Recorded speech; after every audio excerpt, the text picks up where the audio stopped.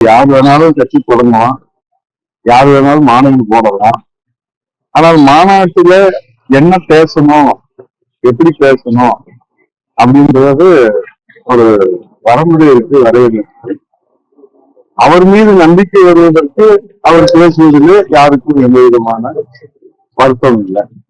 ஆனால் மற்றவர்களை தாழ்த்தி ஏதோ தான் மட்டும்தான் தமிழ்நாட்டை காக்க பிறந்த அவதார புருஷர் போல அவருடைய பேச்சு இருந்தால் அதை மக்களே ஏற்றுக்கொள்ள மாட்டார்கள். ஏனென்று சொன்னால் அனைத்து இந்திய அண்ணா திராவிட முன்னேற்ற கழகம் மக்களுக்கு சேவை செய்ய தொடங்கப்பட்ட இயக்கம். அது அவர் ஒத்துக்கிட்டார்ல அவரு. தீய சக்தி திமுக என்று இப்ப இவரு இன்னைக்கு பாய்சன் இன்னைக்கு மாநாட்டுல பேசி திமுகவை பாய்சன். போன மாநாட்டுல என்ன பேசினாரு? பாயாசம்.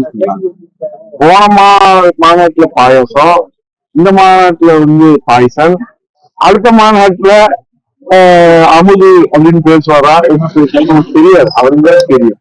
ஆனால் 52 ஆண்டு காலம் மன்னாதி மன்னன் மக்கள் கழகம், பொன்மன தலைவன், புரட்சி தலைவர், திராவிட முன்னேற்ற கழகம், தீய சக்தி, மக்கள் விரோத சக்தி என்பது இந்த தமிழ்நாட்டிலே இன்றைக்கு ஆட்சி அதிகாரத்திலிருந்து அப்புறப்படுத்த வேண்டிய ஒரு கட்சியாக திமுகவை அடையாளம் காட்டியது புரட்சி தலைவர் எம்ஜிஆர். அதைத் தொடர்ந்து புரட்சி தலைவர் இதயதெய்வ அம்மா.